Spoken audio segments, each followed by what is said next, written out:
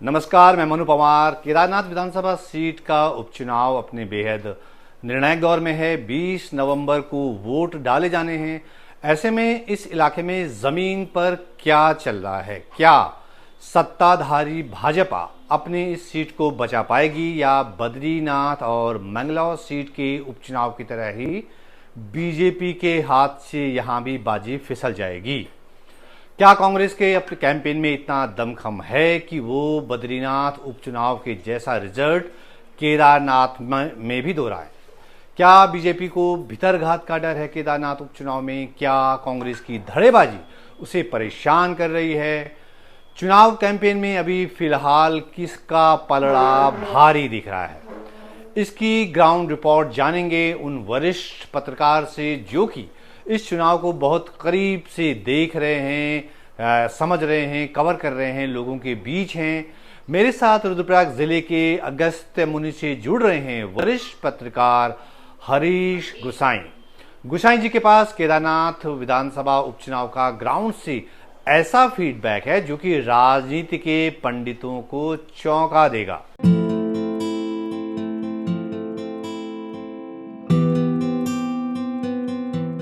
तो गुसाई जी, बहुत स्वागत आपका सर, और बहुत धन्यवाद समय निकालने के लिए हमसे बातचीत के लिए।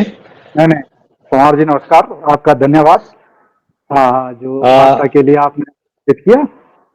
जी सर, आप केदारनाथ चुनाव को बहुत करीब से देख रहे हैं और आप जानते ही हैं, सब लोग जानते हैं भाजपा के लिए कितना इम्पोर्टेंट चुनाव है ये, क्योंकि जो राज्य के दो पहले उपचुनाव हुए थे वो 2 सीटों पे हार चुकी है बीजेपी। तो पिछली गलतियां न दोहराई जाएं, इसके लिए बीजेपी भाजपा जो है इस बार केदारनाथ उपचुनाव में क्या अलग करती दिख रही है आपको जमीन पर? असल में आप अगर ये देखें तो इस चुनाव को जो हाई प्रेशर दिया ये खुद भाजपा ने बनाया अपने लिए। अच्छा, आप देखेंगे अगर बद्रीनाथ हारे तो बद्रीनाथ उनकी सीट थी ही नहीं। कांग्रेस के प्रत्याशी ने आधे से पाला बदला और बीजेपी में आया और उनकी सीट तो वैसे ही नहीं थी, वो तो उस वजह से गई।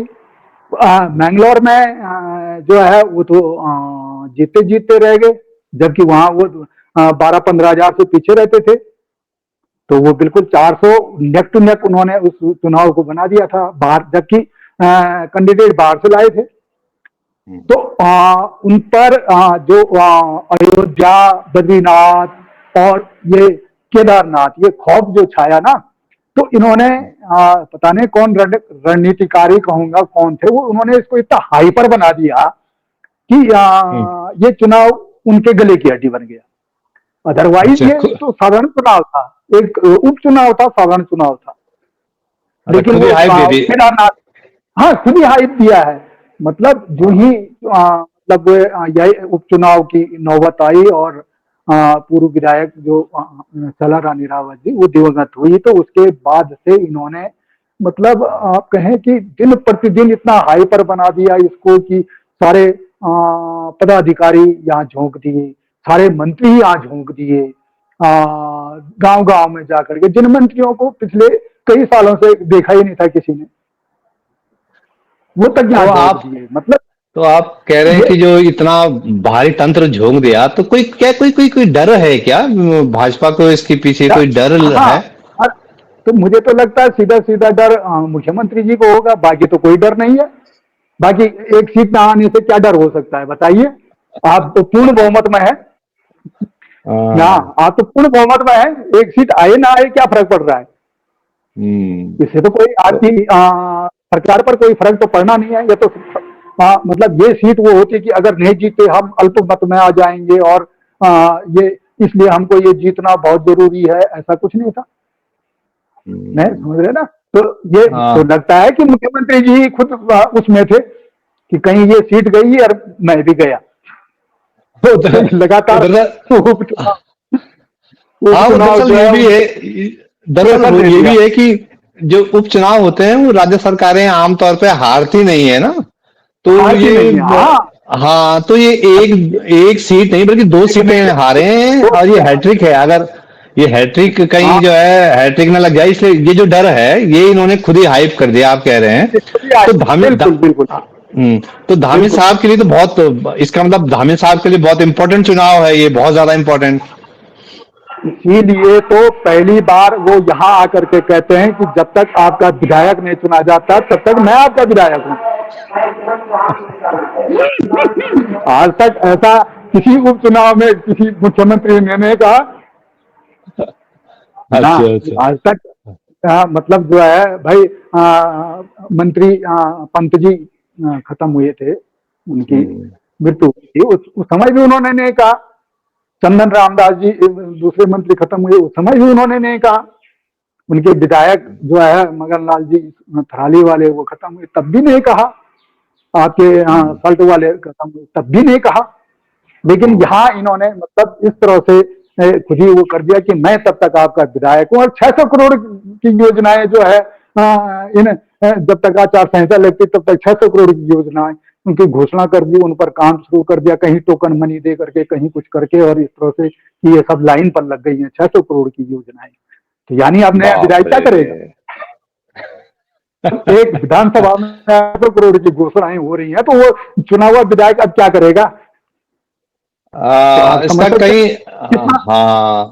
कितना हाइप इन्होंने मतलब अपने को इतना और ये नेगेटिव गया जनता के बीच हम्म कि मतलब ये कि ओहो मामला कुछ गड़बड़ है कि समझे ना। तो जनता ने उसको भी उसी तरह से लिया फिर। तो वो अच्छा इनके अच्छा। लिए भारी पड़ रहा है, ये भारी पड़ रहा है। हाँ। दरअसल ऐसा तो नहीं हो सकता कि चूंकि केदारनाथ जो है वो प्रधानमंत्री मोदी उसको बहुत हाइप देते रहे हैं, और मोदी से सीधा जुड़ता है केदारनाथ, अगर लोग एक आम धारणा देखें तो शायद धामी जी को लग रहा है कि कहीं जो है केदारनाथ में भी अयोध्या या बद्रीनाथ हो तो गया तो बड़ा। ऐसा हो गया तो मोदी जी बस मतलब यही ना कि खतरा उनको था, बाकी किसी को नहीं था। तो ये आप मैसेजिंग, जो ये कह पॉलिटिकल मैसेजिंग जो होती है ना, वो इसी तरह होती है, जो परसेप्शन बनते हैं ना इसी सकते। तरह बनते हैं कि बिल्कुल ये। बिल्कुल जी जी। बिल्कुल बिल्कुल बिल्कुल, ये हम्म। तो है। हाँ तो हाँ। अब ये इससे क्या हो गया है कि अब भाजपा को जहां जहां लगता है कि ये वोटर खिसक सकता है, मतलब बहुत हाँ। जल्दी डैमेज कंट्रोल, मतलब लोकसभा चुनाव में ही उन्होंने जो 2022 में निर्दलीय चुनाव लड़े थे उनको अपने साथ मिला लिया। ये लोकसभा चुनाव में अभी विगत जो लोकसभा चुनाव हम्म हुआ तो उसमें उन्होंने उनको जो निर्दलीय, मुख्यतः निर्दलीय थे, कुलदीप रावत जी जो 13,000 वोट लाए लगातार 2 बार, दूसरे नंबर पर रहे लगातार 2 बार, उनको अपने साथ मिला दिया। सुमन तिवारी थे, जिला पंचायत उपाध्यक्ष हैं, उनको अपने साथ मिला दिया, वो भी लगभग 5,000 वोट लेके आए थे। एक देवेश डोटियाल थे, वो भी 3,000 वोट लाए थे। तो वो सब उन्होंने अपने साथ मिला दिया।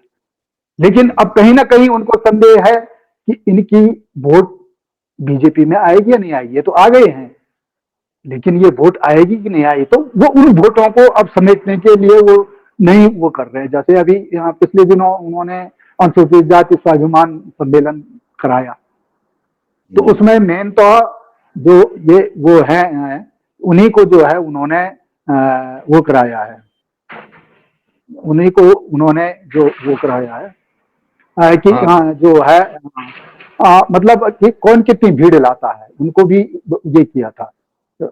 टारगेट हाँ, टारगेट दिए हुए तो थे, हाँ। हाँ टारगेट दिए थे तो वो मैक्सिमम भीड़ लाए थे। लेकिन क्या वो भीड़ कन्वर्ट हो पाएगी वोट में? हम्म ये उनके सामने है। आप गढ़वाल मंडल के चारों अनुसूचित जाति के विधायकों को, भाजपा के चारों अनुसूचित जाति के विधायकों को यहाँ जो है बिल्कुल वो कर दिया है, तैनात कर दिया है। गांव गांव उनको हम्म। वो जा रहे हैं। तो क्यों? क्योंकि वो 17,000 वोट से ऊपर है वो अनुसूचित अनुसूचित जाति का। जाति केदारनाथ विधानसभा या सीट पर मैं 17,000 वोट सीट है। पर अच्छा 17,000 अच्छा वोटर है लगभग। इससे ज्यादा भी हो सकता है, लेकिन अनुमानतः 17,000 वोट। और उन 17,000 वोट जो अब तक ये माना जाता है कि वो पारंपरिक रूप से कांग्रेस का है, कांग्रेस का होता हम्म है। मतलब पूरा तो नहीं, कभी भी नहीं होता है, लेकिन उनकी वोटिंग परसेंट सबसे ज्यादा है। मतलब अगर अगर आम जो है, जो औसत है वो अगर 50% होता है, तो हम्म। अनुसूचित जाति का उसमें लगभग 70% वोटिंग होती है। अच्छा। तो तो हाँ, उनकी क्योंकि मैक्सिमम वो लोग गांव में हैं, और जो है वो वो करते हैं। अच्छा अच्छा वोटिंग अच्छा सबसे ज्यादा, उनका वोटिंग परसेंट उनका ज्यादा रहता है, इसलिए उस पर सबकी नजर है। तो तो कांग्रेस ने भी हमारे अपने जो है वो अनुसूचित जाति के जो उनके बड़े लीडर हैं, नेता प्रतिपक्ष, वो भी लगातार यहाँ क्षेत्र में है, चुनाव प्रचार में है। और इस चुनाव में तो ये, क्योंकि उपचुनाव में तो इस समय केदारनाथ विधानसभा के इतने मंत्री, इतने विधायक देख लिए हैं कि वो पता नहीं कभी देख पाएंगे कि नहीं देख पाएंगे। ये पूरी सरकार मतलब आपके द्वार है इस समय। बिल्कुल पूरी सरकार मतलब जो है पूरी झोंक रखी। तो ये अपने आप ही उन्होंने वो किया है, हाइप किया है अपने को। तो ये अच्छा गुसाई जी, अभी आपने नाम लिया कि कुलदीप रावत हैं और बहुत सारे नाम लिए आपने, ये सारे तो टिकट के दावेदार भी थे मतलब बीजेपी की हाँ तरफ से। हाँ हाँ, दावेदार थे। तो और खुद जो है जो सीट जिस वजह से चुनाव हो रहा है, शैला रानी रावत उनके देहांत की वजह से ये चुनाव हो रहा है, तो उनकी बेटी भी दावेदार थी। इतने सारे बिल्कुल दावेदार थे और टिकट मिला आशा नौटियाल को।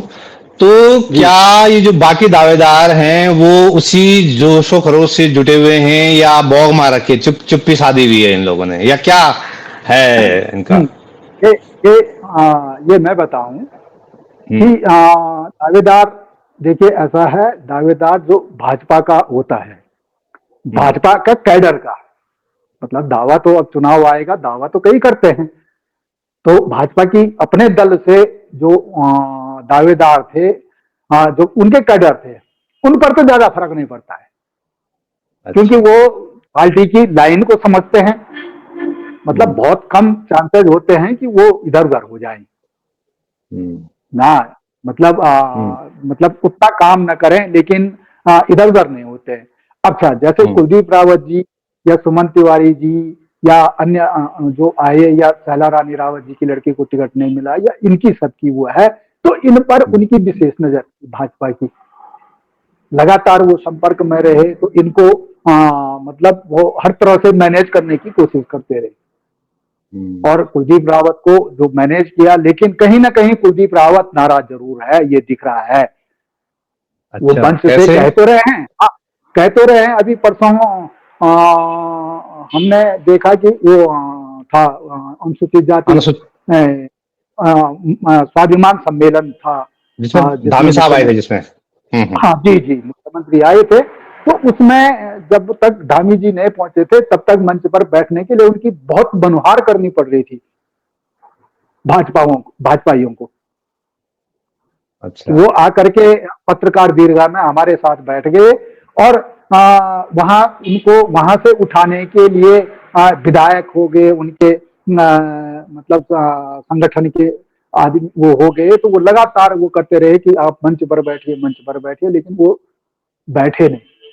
उन्होंने कहा मैं नहीं यहाँ ठीक हूँ, बस मैं इधर ही ठीक हूँ। तो हाँ, तो ये कहीं ना कहीं नाराजगी तो दिखाती है। अब हम्म। उनको क्या भाजपा ने क्या कह करके बरगलाया है, या जो जो उनको आश्वस्त, वो किया है, आश्वस्त आश्वस्त किया किया है, है। किस किया है, वो तो उन्होंने मंच से भी कहा। उन्होंने अच्छा खुलेआम भाजपा के मंच से कहा कि मैं नहीं जानता आप लोगों से हाईकमान ने क्या कहा है आपकी, लेकिन मुझे कहा है कि 2027 में आपका टिकट पक्का है।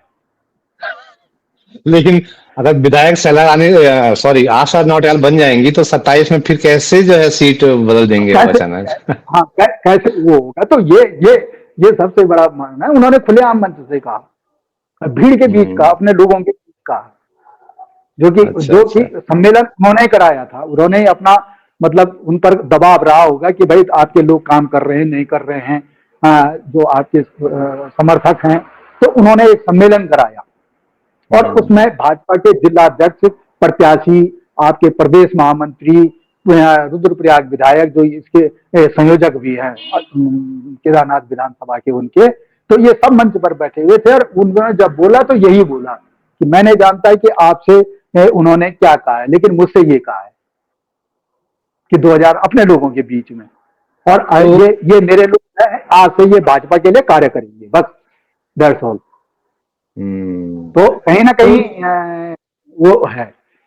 तो गोसाई जी, आप लगातार जो बता जिस तरह की सिचुएशन आप बता रहे हैं कि इस तरह के जो पॉकेट बने हुए हैं, जो आइलैंड हैं, जो टापू बने हुए हैं भाजपा के टापू भीतर, बने, बिल्कुल तो बिल्कुल। क्या इससे कोई भीतरघात का कोई डर है, या ये लोग सब लास्ट में एकजुट हो जाएंगे आखिरी मौके पे? देखिए, पवार जी, मैं एक बात कहूं, हम्म। आप चुनाव लड़ रहे हैं, आपके समर्थक आपके पीछे जी जान से जुटे हुए हैं, ठीक है। आप चुनाव नहीं लड़ रहे हैं, आप अपने साथी को कह रहे हैं, अपने समर्थक को कह रहे हैं भाई यहां वोट दे दे, तो भाई कुछ हाँ, संभव हो सकता है, लेकिन हर कोई आपकी बात नहीं मानेगा इस बात पर। वो तो कहेगा तेरे सही लिए बात। जान भी हाजिर है, लेकिन भैया अब तू नहीं है तो भैया हमको स्वतंत्र रहने दे, हम कहां वोट देंगे, तो हम पर क्यों प्रेशर डाल। तो कहीं ना कहीं मतलब ये होता ना, ये फैक्ट बात हम्म। है। यहाँ वो हम्म। जातिवाद और वो अपना जो प्लेन नीचे यूपी बिहार में होता है कि वो जहाँ खड़ा हो गया वहां उसके साथ के जो वो होते हैं, तो इसलिए वो दबंग नेता कहे जाते हैं। हम्म। तो हम्म। ये जो है आप कह सकते हैं कि ये इस तरह से वो नहीं है ना यहाँ की, आप इधर चले गए तो सारे के सारे उधर चले गए, ऐसा नहीं है। हम्म। हाँ, हम्म। कुछ परसेंट लोग आपके साथ होंगे जो बिल्कुल आपके पीछे होंगे कि जहां आप रहेंगे वहां हम जाएंगे, कुछ परसेंट लोग होते हैं, तो वो हम्म। जाएंगे आपके साथ में। हम्म। फिर क्या होता है, आपने जब निर्दलीय चुनाव लड़े तो आपने किसको तोड़ा, दोनों पार्टियों के कार्यकर्ताओं को तोड़ा या वोटरों को तोड़ा, उन्हीं पर तो हम्म। सेंध लगानी है आप। तो हम्म। जो जिस दल से रिलेटेड था, जो जिस दल के प्रति थोड़ा भी उसके वो रही होगी, तो वो उस दल को वापस लौट रहा है। हम्म। तो ये भी एक ये वो है। बहुत इंटरेस्टिंग है, और ये नतीजों में क्या असर डालता है, ये बहुत क्या दिलचस्प क्या रहेगा। अगर तो आप में आंकड़े से देखे ना, जी जी जी अगर आंकड़े आंकड़े देखे, मैं एक आंकड़े आपके सामने ला रहा हूं कि जी यहाँ पर लगभग 90,000 वोटर हैं जी। केदारनाथ में। अब जिसमें लगभग महिला और पुरुषों की संख्या लगभग बराबर है। अच्छे 46,000, मतलब 45,000 ऐसा कुछ है, 45 छियालीस हाँ, हजार ऐसा कुछ आसपास है। हाँ, 44,000 समथिंग अच्छा। पुरुष हैं, हाँ तो 45,000 समथिंग, 1,000 का लगभग अंतर है। हाँ हाँ। अब लेकिन लेकिन पुरुष क्या है, वो तो बाहर है ना, माइग्रेट, हम्म। वो तो बाहर किया हुआ है, गांव में महिलाएं ज्यादा हैं, तो निश्चित तौर पर महिलाओं का वोटिंग परसेंटेज बढ़ेगा, पुरुषों का कम होगा, हम्म। पुरुष वैसे भी नहीं जाता है। फिर ये उपचुनाव है, उपचुनाव में वो लोगों की वो नहीं रहती है, क्योंकि सरकार पर तो फर्क पड़ता नहीं, कुछ वो होता जाता कुछ नहीं है, तो लोगों की वो नहीं रहती है कि यार वोट देना है, ऐसा समझना। तो ये बीजेपी को पिछले बद्रीनाथ चुनाव में ये लगा, तो इसलिए वो इस बार मतलब जो है उन्होंने चुनाव से पूरी बूथ लेवल तक अपनी मतलब क्या कहते हैं बिसातें बिछा दी अच्छा अच्छा कि भाई वोटर अच्छा। वोटर हम्म। ज्यादा से ज्यादा आए कम से कम। लेकिन हम्म। हम कह रहे हैं अगर 60% वोट भी हुआ, हम्म। अगर ये उपचुनाव में 60% वोट भी हुआ तो 54,000 वोट पड़ेगा, हम्म। और चौवन गुसाई जी, हजार में मैक्सिमम तो। आप बता रहे हैं सर कि महिला वोट ज्यादा है केदारनाथ विधानसभा सीट पर, और आमतौर पर बिल्कुल। गांवों में महिलाएं हैं, पुरुष कम हैं। तो महिला हम्म, वोट के लिए एक मोदी फैक्टर है, एक राशन फैक्टर है, तो क्या वो यहाँ भी रंग दिखा सकता है? बिल्कुल बिल्कुल। हमारी कुछ बुजुर्ग महिलाओं से भी बात हुई थी, हम क्षेत्र में थे तो बुजुर्ग महिलाओं से हमने बात की थी, तो हम्म। उन्होंने पहले तो कहा कि देंगे, जब देख रहे हैं देंगे जिसको देंगे, तो लेकिन कही गई है कि भाई मतलब उनका कहना ये था कि जो ये कैंडिडेट हैं या वो हैं भाजपा के, ये करना तो इन्होंने भी कुछ नहीं है, समझे ना। लेकिन क्या है कि मोदी जी ने आखिर बहुत कुछ दिया है, अच्छा अच्छा। पेंशन दी है, राशन दिया है, वोट तो हम्म। देना ही है हमको। तो उन्होंने इतनी अच्छा। स्पष्ट बात कर दी, मतलब हाँ, तो उनको ये लगता है कि मतलब ये जो चुन के जाते हैं ये करना कुन्ना इन्होंने कुछ नहीं कर, तो मोदी जी रहे हैं, तो ये वोट तो हमने ये इनको नहीं बल्कि मोदी मोदी जी को देना है। तो तो ये ट्रेंड बड़ा फैक्टर, बना हुआ है। हाँ, ये जो बड़ा फैक्टर है जो ऊपर से नहीं दिख रहा है, नीचे ग्राउंड पे आप बता रहे ठीक हैं है, ये चीजें हैं, बिल्कुल है, ग्राउंड पे है। बिल्कुल है। हाँ। इसे नकारा नहीं जा सकता है। और इस बात हम्म। से कांग्रेस भी कुछ कुछ हुआ है। देखिए, ये मुद्दे, आप केदारनाथ का मुद्दा बहुत बड़ा है यहाँ, बना रखा हम्म। है। क्योंकि हम्म। ये खुद यही, मतलब अचानक से विधायक जी का मृत्यु होना, उसके बाद केदारनाथ मंदिर का वहाँ जो है दिल्ली में हाँ, शिलान्यास होना। और हाँ वही मैं पूछ रहा था आपसे, पूछना चाह रहा था गोसाई जी कि ये जो धामी साहब पे बड़े आरोप लग रहे हैं कि जो है उन्होंने केदारनाथ धाम की प्रतिष्ठा को जो है ठेस पहुंचाई है। उनके जो करीबी लोग हैं वो दिल्ली में केदारनाथ मंदिर बना रहे हैं, और जो है वो सोने सोने के पीतल में बदल जाने का विवाद है। और ये भी आरोप लगता है कि जो चार धाम का जो वो है उसको या कैंची धाम की ओर मोड़ दिया गया है। मतलब ये बहुत आरोप लगे हैं धामी साहब पे। तो क्या इनकी इन आरोपों की जमीन पे कहीं कोई चर्चा है, कोई जिक्र है सर इनका? हाँ, जरूर है। मतलब कांग्रेस जो है इन इन चर्चाओं को लगातार जो है उसमें रखना चाहती है। क्योंकि हम्म। ये सीधे सीधे मुख्यमंत्री मुख्यमंत्री पर आरोप हैं। भले ही मुख्यमंत्री इन आरोपों को नकार रहे हैं, लेकिन ये हम्म। गलती तो उनसे हुई ने। हम्म।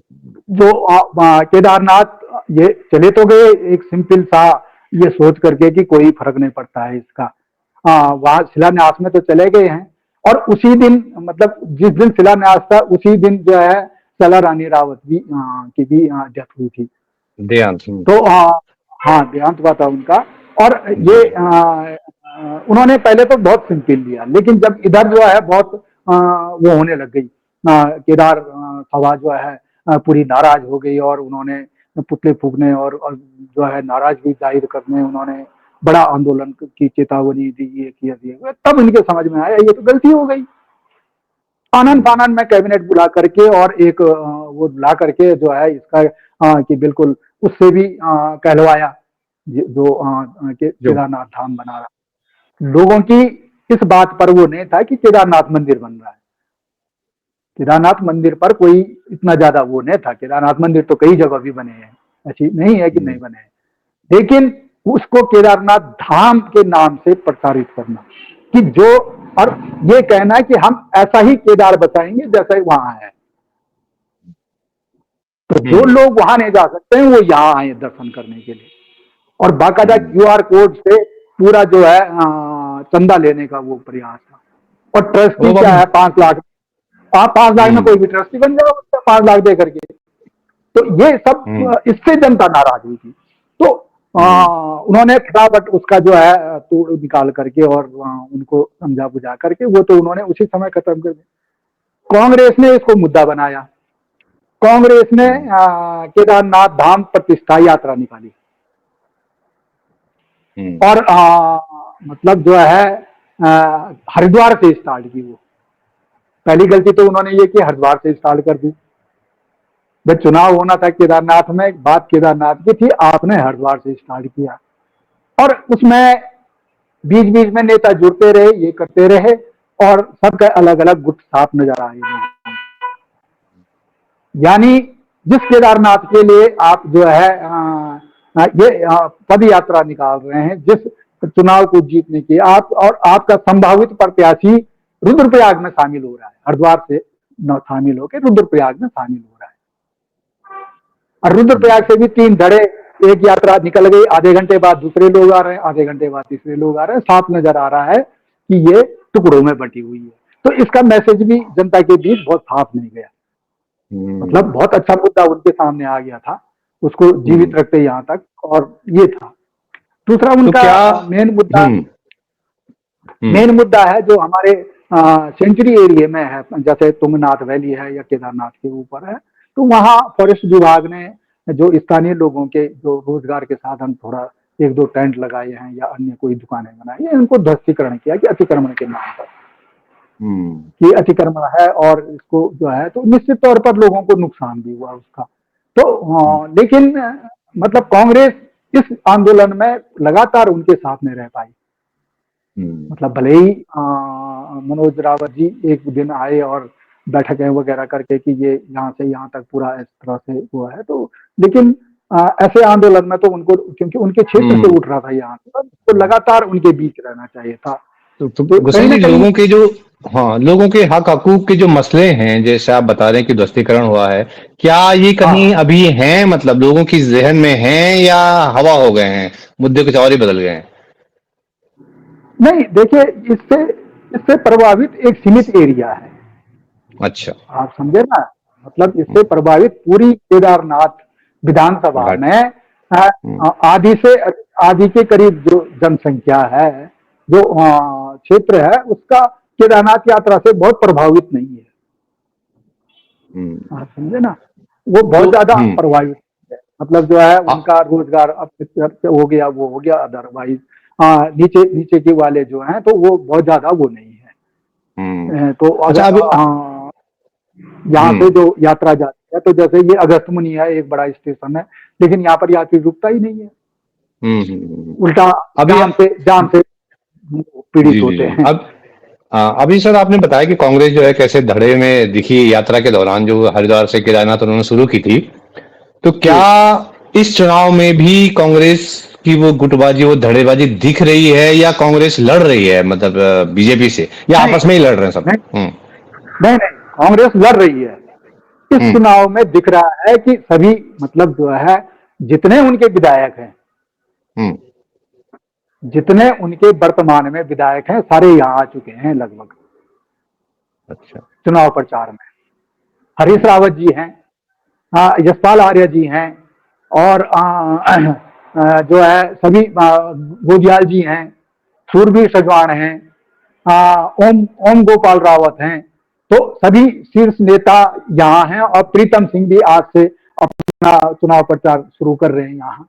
और मतलब लगभग लगभग सारे उन्होंने विधायक और बड़े नेताओं को यहाँ झोंका हुआ है, क्योंकि एक ही जगह है चुनाव, तो सारे यहाँ पहुंचे हैं। और इसका ये फर्क पड़ा है कि कांग्रेस अब फाइट में आ रही है। अच्छा। तो जो कांग्रेस उम्मीद फाइट में आती दिख रही है। और जी अब जी। क्या है कि अब जो है, ये लास्ट के जो 5 आज 14 हो गई हैं, 4 दिन और हम्म। प्रचार रहेगा, 18 तारीख तक प्रचार रहेगा। इस 4 दिन ये समझिए कि ये वो है, क्या कहें कि बस यही कौन, जो फ्लोटिंग वोट होता है ना, कुछ लोग तो मन हम्म। बना लेते हैं, हम्म। कुछ लोग शुरुआती में मन बना लेते हैं हमने कहाँ वोट देना है। हम्म। कुछ लोग धीरे धीरे प्रचार बढ़ता है, लोगों की सुनता है, इधर उधर करता है, और वो तब डिसाइड करता है। और अंतिम मूवमेंट में वो सब कुछ देख करके, कहाँ से क्या होना है, कहाँ से क्या होना है, और सारा देखभाल करके वो फ्लोटिंग वोट होता हम्म। है। वो हम्म। 4-5% फ्लोटिंग वोट होता है। अब वो किधर लुढ़केगा? अब ये स्थिति हो गई कि वो फ्लोटिंग वोट अगर इधर उधर हुआ, तो वो हार जीत का डिसाइड करेगा। अच्छा, तो अभी आपको ये कांग्रेस कैंडिडेट मनोज रावत के सामने सबसे बड़ा चैलेंज क्या दिख रहा है? अगर आप देखें, जो जमीन में आपको दिख रहा है, मनोज हाँ, रावत के सामने बड़ा चैलेंज क्या है? सबसे बड़ा चैलेंज वो खुद है।